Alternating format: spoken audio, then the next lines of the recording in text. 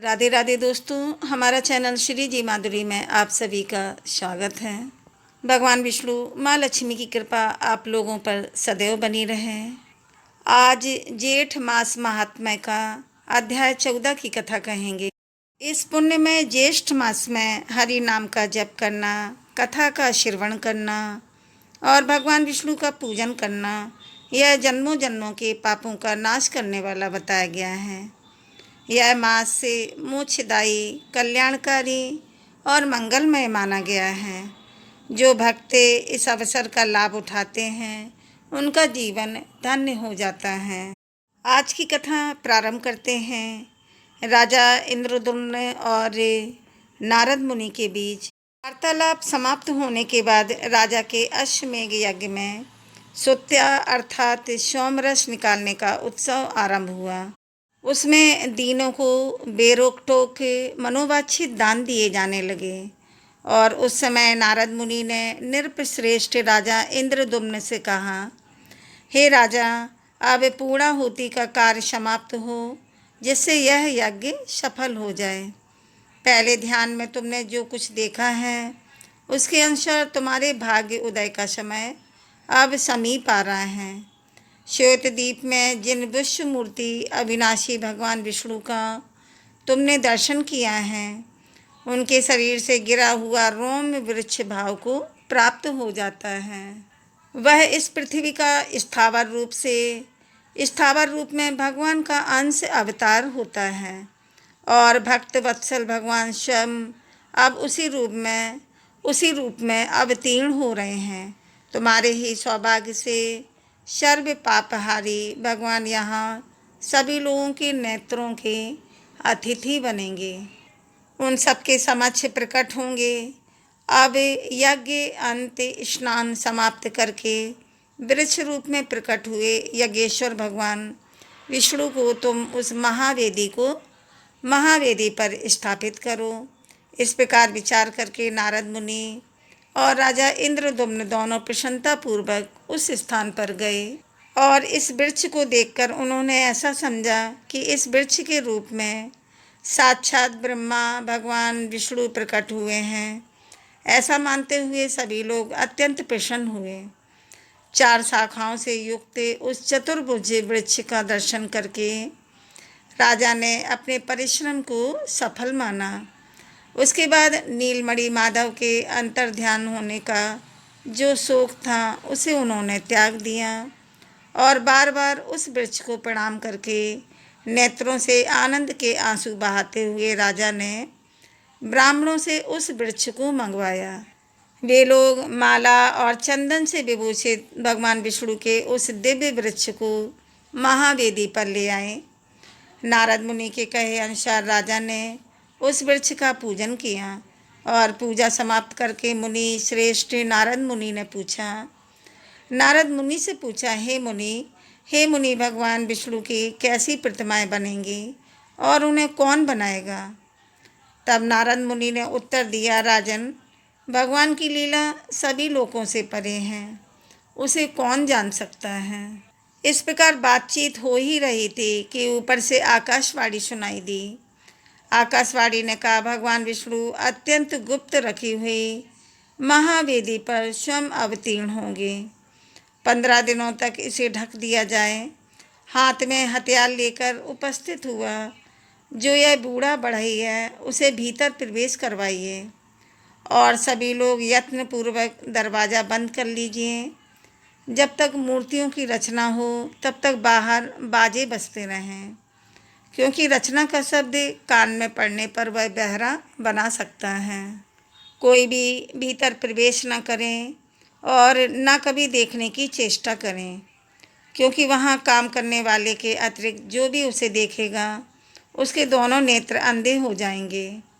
आकाशवाणी सुनकर राजा ने उसी प्रकार व्यवस्था की जैसा आकाशवाणी में कहा गया था।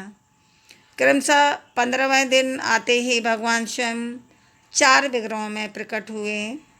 बालभद्र, सुभद्रा और सुदर्शन चक्र के साथ भगवान जनार्दन दिव्य सिंहासन पर विराजमान हुए। भगवान के 4 दिव्य रूप संपन्न हो जाने पर संपूर्ण विश्व के उपकार हेतु पुनः आकाशवाणी हुई। हे राजन, इन चारों प्रतिमाओं को वस्त्रों से भली भांति आच्छादित करके इन्हें अपने अपने स्वाभाविक रंग की प्राप्ति करवाओ। भगवान जनार्दन नीलमेघ के समान श्याम वर्ण धारण करें। भगवान बलभद्र शंख और चंद्रमा के समान गौर वर्ण से विराजमान हों।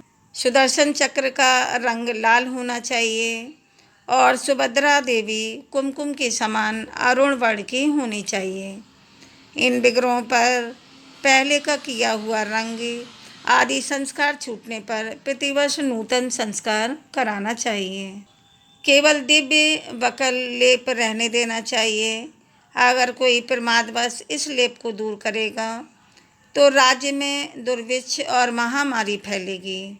हे राजन, तुम्हें भी नग्न रूप में इन मूर्तियों का दर्शन नहीं करना चाहिए। अन्य मनुष्य भी अगर नग्न रूप में उसे देखेंगे तो उनके लिए भी यह भय उपस्थित करने वाले होंगे। अनेक प्रकार के लेप से लिप्त और विचित्र श्रृंगारों से युक्त मूर्तियों का ही दर्शन करना चाहिए। हे राजन, तुम्हारे ऊपर कृपा करके भगवान प्रकट हुए हैं और तुम्हारे ही प्रसाद से वे सभी जीवों को धर्म, अर्थ, काम और मोक्ष प्रदान करेंगे। नीलाचल पर कल्प वृक्ष के वायव्य कोण में 100 हाथ की दूरी पर और भगवान नरसिंह के उत्तर भाग में जो बहुत बड़ा मैदान है, उसमें अत्यंत सुदृढ़ और 1000 हाथ ऊंचा मंदिर बनवाओ और उसी में भगवान की स्थापना करो।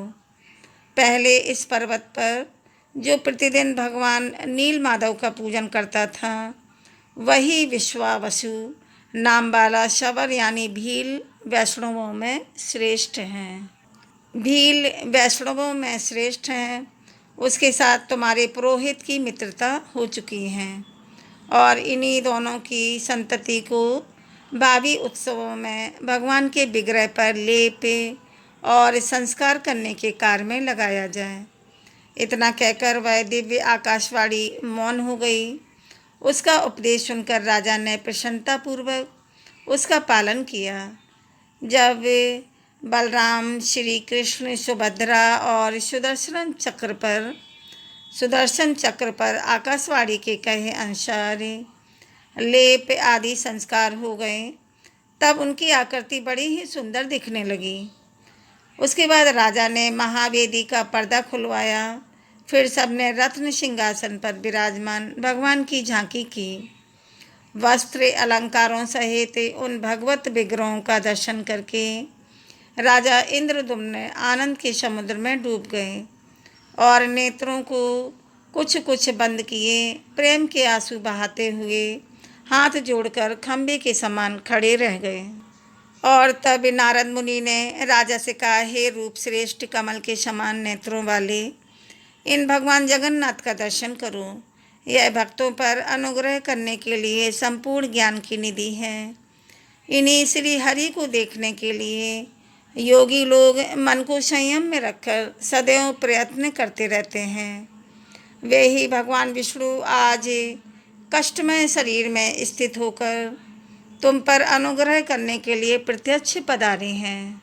इन करुणा सागर भगवान की स्तुति करो। इस प्रकार नारद मुनि के वचन सुनकर राजा सचेत हुए और फिर राजा इंद्रद्युम्न ने करुणामय जगन्नाथ जी का स्तवन किया। राजा ने कहा, हे दया के सागर मुरारी, कहाँ तो ब्रह्मा, रुद्र और इंद्र के मुकुटों में मग्न हुए आपके निर्मल युगल चरणारविंद और कहाँ मल मूत्र, रक्त, मांस और हड्डियों से बना हुआ, चमड़े से ढका हुआ मुझ दीन का यह अधर्म शरीर। हे ईश्वर, इस आसार संसार में भटकते रहने के कारण मैं श्रम से व्याकुल हो रहा हूँ। भला आपको कैसे जानूँ? हे देव, मैंने अपने कर्मों द्वारा सुख भोगने के लिए जिन विषय भोगों का संग्रह किया, वे परिणाम में मेरे लिए दुख स्वरूप बन गए। इसीलिए मेरे समान दुखी और कोई नहीं है। हे प्रभु, अगर मैंने पहले कभी मन से भी आपकी उपासना की होती, ना तो दुख भोगने के लिए बार बार नाना प्रकार के जन्म मुझे क्यों मिलते हे मुरारी, क्या आपके चरणार बिंदु से दूर रहने का ही यह फल नहीं है? संपूर्ण पृथ्वी के धन से भरा हुआ मेरा यह खजाना, सेना मन के अनुकूल सैकड़ों पत्नियां और निष्कंटक राज्य, यह सब कुछ आपके तत्व ज्ञान से शून्य पशुओं के समान मुझ अधर्म के लिए बड़ा भारी भार बन रहे हैं। इसमें सदैव कष्ट ही प्राप्त हो रहा है। दीनों पर दया करने वाले हे प्रभु, आपके स्मरण मात्र से ही जीव की मुक्ति होती है। इस संसार में आपके सिवा मेरा कोई बंधु नहीं है। मेरी बुद्धि आपके चरणार बिंदु से कभी अलग न हो। आप सच्चिदानंदमय परिपूर्ण सिंधु हैं, जो सहस्त्रों जन्मों का भाग्य उदय होने पर आपको पा गए हैं। वे क्या कभी लेश मात्र सुख और अनंत दुखों से भरे विषय भोग रूप इंद्रजाल की ओर आँख उठाकर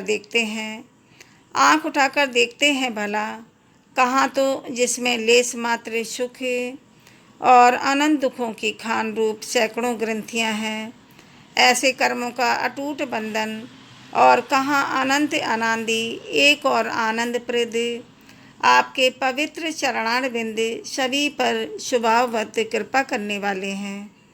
हे प्रभु, मूलभूत आप परमेश्वर को न प्राप्त करके तुच्छ कार्य के लिए बहुत भटकने वाले क्लेश के ही भोजन रूप मुझे अत्यंत दीन की रक्षा कीजिए। हे संपूर्ण विश्व के एकमात्र बंदनी जगदीश्वर वेदांत वैद्य अव्यय विश्वनाथ, आप ही समस्त पाप राशियों का नाश करने में समर्थ हैं। बलवानों में श्रेष्ठ बलभद्र, आपका विग्रह सहस्त्रों फड़ों से आवृत है। आप ईश्वर हैं, मैं आपकी शरण में आया हूँ। संसार को आश्रय देने वाली और संपूर्ण देवताओं को उत्पन्न करने वाली मंगलमय सुभद्रा देवी के दोनों चरणों को मैं प्रणाम करता हूँ। हे नाथ, यह ब्रह्मांडों का समूह है, जिसकी किरणों के समुदाय से रचा गया है, और जो दैत्यों की सेना का संहार करने वाले हैं, उन सुदर्शन चक्र के रूप में आपको मैं प्रणाम करता हूँ। इस प्रकार स्तुति करके श्रेष्ठ राजा इंद्रद्युम्न ने भगवान को साष्टांग प्रणाम किया और कहा, हे अनाथों के बंधु जगन्नाथ, संसार समुद्र में डूबे हुए मुझे दीन और दुख तथा शोक से व्याकुल मनुष्य का आप कृपा पूर्वक उद्धार कीजिए। इसके बाद नारद मुनि ने कहा, अपार भवसागर से पार उतारने में तत्पर भगवान नारायण आपकी जय हो, जय हो। सनक सनंदन और सनातन आदि श्रेष्ठ योगी आपके दिव्य तत्व का चिंतन करते हैं। आप सर्वलोक स्वरूप और सब लोगों को सुख देने वाले संपूर्ण विश्व के उपकारक हैं और समस्त जगत के वंदनीय हैं। कोटि कोटि ब्रह्मा, रुद्र, इंद्र, मरुदत्त गण, अश्वनी कुमार, साध्य और सिद्धगण आपके लीला विलास से उत्पन्न हैं। हे त्रिभुवन गुरु, आप किसी के भी पूर्ण दया जानने में नहीं आते। आपको नमस्कार हैं। और इस प्रकार अन्य राजाओं ने, वेदों के पारंगत विद्वानों ने, क्षोत्रिय मुनि, ब्राह्मण, क्षत्रिय, विद्वान वैश्य जाति के लोगों ने भी वैदिक सूक्तों, स्तोत्रों, पौराणिक स्तुतियों और स्वरचित कविताओं द्वारा भगवान बलभद्र और सुभद्रा जी के साथ भगवान श्री कृष्ण का स्तवन किया। उसके बाद राजा ने पुरोहित जी से भगवान वासुदेव की पूजा के लिए सामग्री संग्रह करने के लिए कहा। फिर नारद मुनि के उपदेश से स्वयं राजा ने ही विधि और मंत्रोच्चारण के साथ क्रमशः उन सब विग्रहों का पूजन किया। 12 अक्षर मंत्र अर्थात ओम नमो भगवते वासुदेवाय, इस मंत्र से बलभद्र जी की पूजा की। इसी मंत्र के द्वारा उपासना करके ध्रुव महाराज जी ने परम उत्तम स्थान प्राप्त किया था। पुरुष सूक्त से राजा ने यथाशक्ति भगवान नारायण की पूजा की और देवी सूक्त से सुभद्रा जी का और सुदर्शन संबंधी ऋचाओं से सुदर्शन चक्र का पूजन किया। इस प्रकार अपने वैभव के अनुसार भक्तिपूर्वक उन सब की पूजा आराधना करके भगवत प्राप्ति हेतु उन्होंने श्रेष्ठ ब्राह्मणों को दान किया। और उसके बाद राजा ने शुभ समय और शुभ नक्षत्र में नारद आदि श्रेष्ठ ब्राह्मणों की पूजा करके स्वस्ति वाचन कराया और जगन्नाथ जी का स्मरण करते हुए वास्तु पूजन पूर्वक शिल्पी का भी पूजन किया। भगवान विष्णु के उस कष्टमय अवतार को देखकर कृतार्थ और पाप रहित हुए राजाओं को इंद्रदुम्न राजा ने बड़े आदर पूर्वक विदा किया।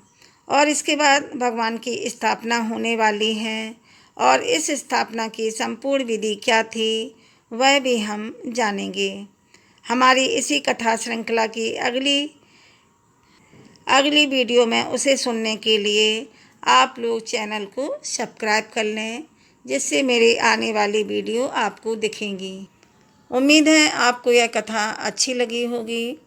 चैनल को सब्सक्राइब कर लें, कमेंट में हरि विष्णु लक्ष्मी लिखें, वीडियो को लाइक व शेयर करें।